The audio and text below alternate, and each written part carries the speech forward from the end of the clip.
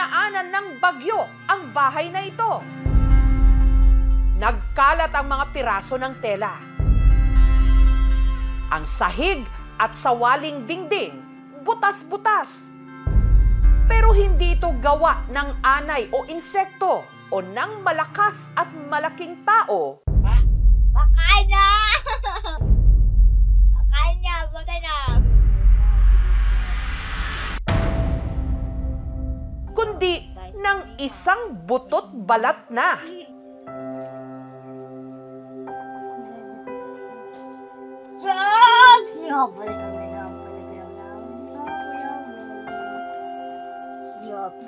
Siya ang 17 anyos na si Aurora. Hindi niya tunay na pangalan.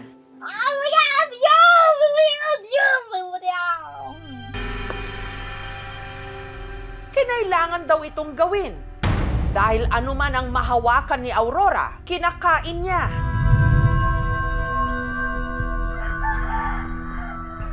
Kahit saig, kakainin niya. Kahit dingding, kahit damit, kahit kumot, kahit kulambo. Ngat-ngat kay ngat-ngat. Yung mga sahig na po yan, ma'am, natabla, ma'am. Gawa niya po yan, ma'am. Pag nagawala siya, ma'am, ginatuklap niya. Bilang isang magulang, matiis mo ba yung magitang anak mong ganyan? Kulang na lang itali mo yung buong katawan ng bulupot ng tali. Para makita mo na na safety. Ano ba ang parang gusto niyang takasan? Ano ang umaanay sa kanilang tahanan at sa isipan ni Aurora? Muli na, miminga, patay si miminga, Ang dalaga, taga Rojas sa Palawan. Ang mga sira at butas sa kanilang bahay, bakas ng makailang ulit niyang tangkang pagtakas. Yung wala pa po siyang tali, ito po binali niya rin. Sinubukan niya rin pong lumusit dito, tayo nakita rin po siya ni mama. Ito po, nginat-ngat niya rin po, pati nga po ito yung pako eh. Buti na lang nga po, hindi naputol. Punit-punit ang mga kumot at tuwalya. Dahil mayat maya raw niyang nginangat-ngat. Hindi na nililigpit yan, yung mga nangat-ngat niya. Hindi na po kasi pag ano po ngat-ngatin niya ulit, tama dumi po iyon. Kaya labagman sa kanilang kalooban, nagdesisyon ang kanyang pamilya na itali na ang kanyang mga kamay at paa. Ito po kasi yung lobid po hinila niya po nakaraan bigla, kaya pagka nagkaroon po siya ng sugat.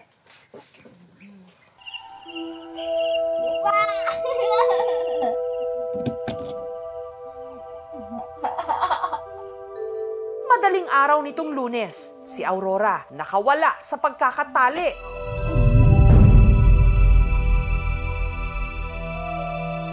Yan!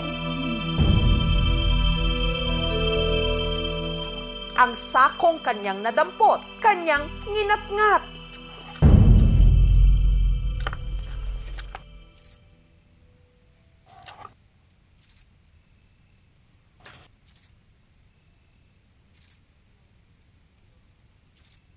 Ang nooy natutulog sa kabilang kwarto, ang kanyang nakababatang kapatid na si Ethan na alimpungatan.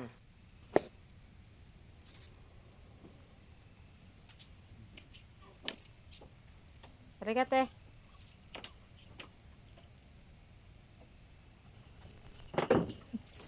Mula nung nawala sa katinuan ang kanyang ate Aurora, tila nabaligtad daw ang kanilang mundo.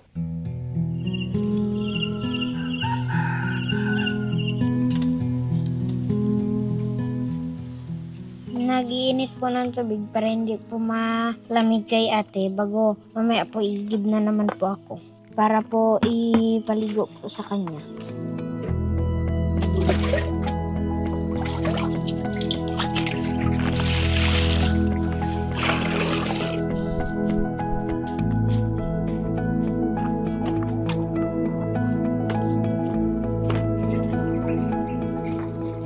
Lagyan ko po ng sabon kasi po para makakuha yung dumi. Ang gamit ni Ethan, sabong panlaba. Teng, tanggalon na natin, Teng. Kuon ko na.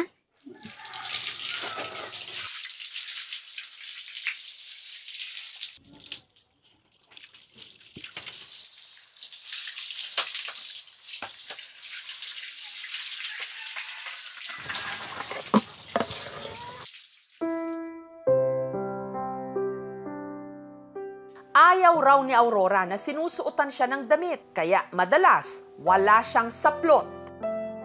Para hindi siya ginawin, pirmi siyang kinukumutan. Te, wag mo ito tanggalin, te, ah. Ha?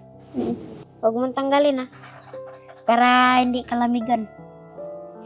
Magluto lang muna ako ng ulam, ah. Magkain ikaw, ah. Opo. Okay.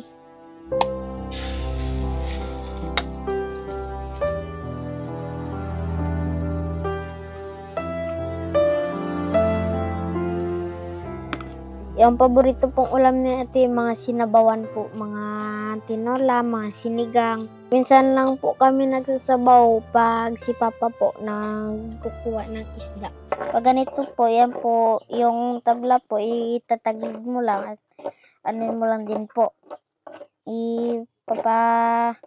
Ano mo lang doon sa butas.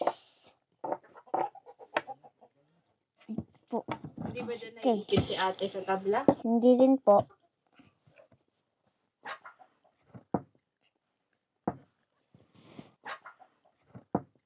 Te, busog ka, te? Ha? Nabusog ka, wala? Opo. Aw. Hindi pa po ganyan si ate. Naglalaro po kami ditong dalawa. Nag-iikot-ikotan, naghahabol-habulan po, nagtatago-taguan. Nung umpisa ng ging sakit niya po ako, nagbago na po siya. Masakit po sa akin ngayon si ate, hindi makalaro kagaya ng ibang bata. Kaya po yung ate ko po ganyan. Pag nagpakain po ako, sinasabihan ko po siya na magpagaling na siya. Hindi ko na yan po iniisip yung sarili ko, iniisip ko po si ate. Na kung paano siya gumaling. Matapos asikasuhin ng kapatid, tsaka palang naghanda si Ethan papasok ng eskwela. 7:30 ang kanyang klase, pero mag-aalas 8 na, hindi pa rin siya nakakagayak. Bye-bye, te. Bye-bye. Inihabilin muna ni Ethan ang kanyang ate sa kanyang nanay Marialyn. Nangkot po ako kasi yung ate ko po hindi nakakapasok sa eskwelahan. Ako po palagi araw-araw po. Araw-araw po siyang late. Maliban sa malayo yung bahay nila, meron pa siyang responsibilidad na dapat gampanan sa bahay nila bago siya magpunta dito sa school. Huwag siyang magsasawa sa pag-aalaga sa kapatid niya. Basta huwag niya lang pabayaan yung kanyang pag-aaral. Ganun na lang ang pagpupursige ni Ethan na makatapos para maabot ang pangarap niyang maging doktor. Para makatulong din po ako sa maraming tao. Pag gusto ko rin pong pagaling si ate. Sabi niya raw pag gumaling raw siya, magiging isang doktor daw siya. Kasi sabi niya para marami rin raw siyang matulungan. Si Aurora, panganay ni Marialyn sa una niyang asawa na si JR.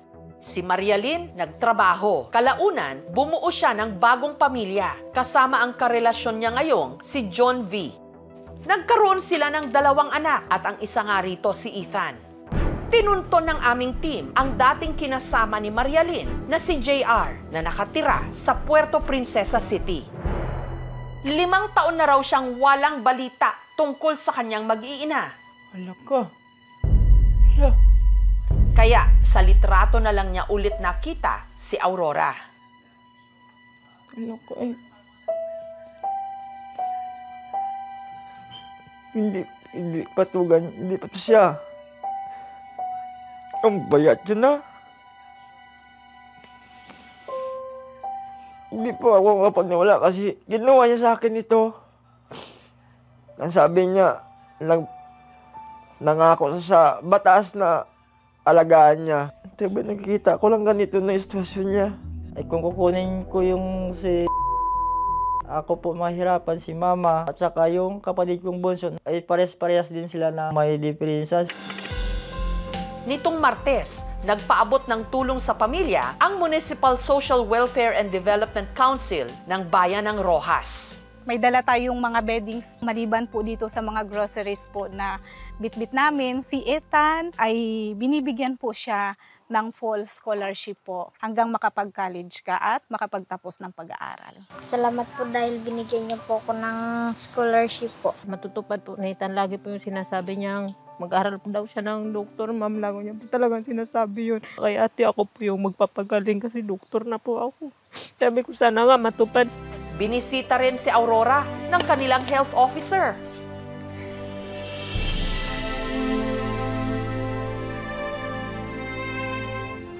Butot balan naman siya.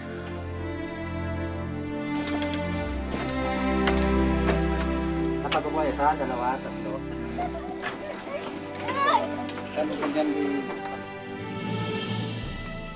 Ayon kay Doktora Lay Pareño, si Aurora malnourished. Ang nakikita po nating dahilan, kulang na naibibigay sa pang-araw-araw nila na kinakain. Ipapa-check up po natin siya sa pediatrician at matitingnan rin po siya sa mental health facility ng Ospital ng Palawan. Si Ethan, sinamahan ng kanyang ate Aurora sa ambulansya mula Rojas. 3 oras ang biyahe bago nila narating ang Ospital ng Palawan sa Puerto Princesa City. Nagko-considera tayo ng possible psychosis. I-admit po natin ang pasyente para ma-stabilize siya. Kikitaan natin siya ng 3 kondisyon. Ang una naming napansin po sa kanya is ang tinatawag na neurodevelopmental disorder. Ang kanyang mga kakayanan ay hindi akma sa kanyang edad. Pangalawa, disorganized behavior and disorganized speech. Ito po ay pasok sa schizophrenia spectrum disorder. Posibleng meron din daw itong eating disorder na kung tawagin, paika.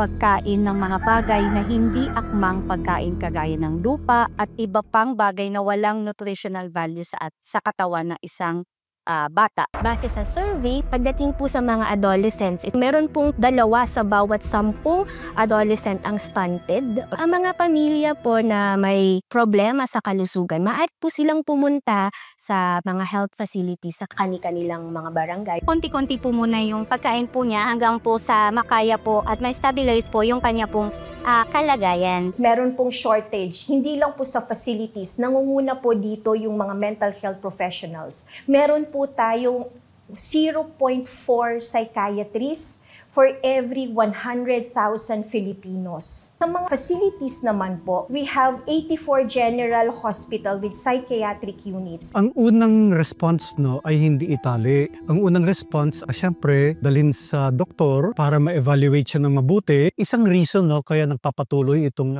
siguro pagpatali ng mga taong may mental health conditions ay unang-una ignorance. Hindi naman masama yung intention nila, pero yun talaga yung alam nilang pwedeng gawin para matulungan siya.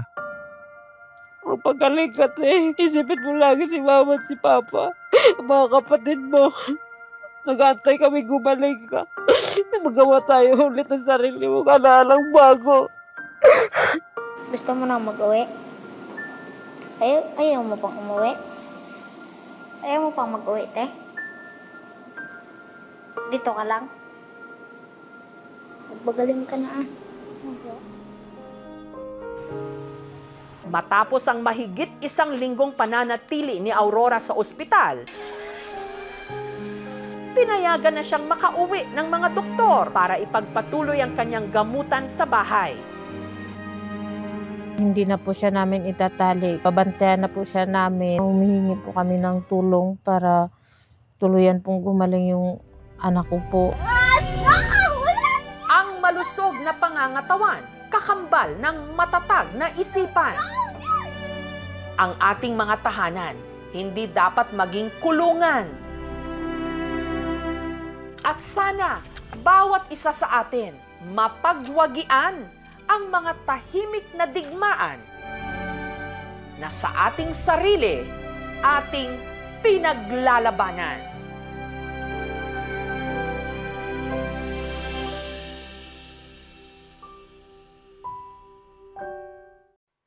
Thank you for watching, mga kapuso. Kung nagustuhan niyo po ang videong ito, subscribe na sa GMA Public Affairs YouTube channel. And don't forget to hit the bell button for our latest updates.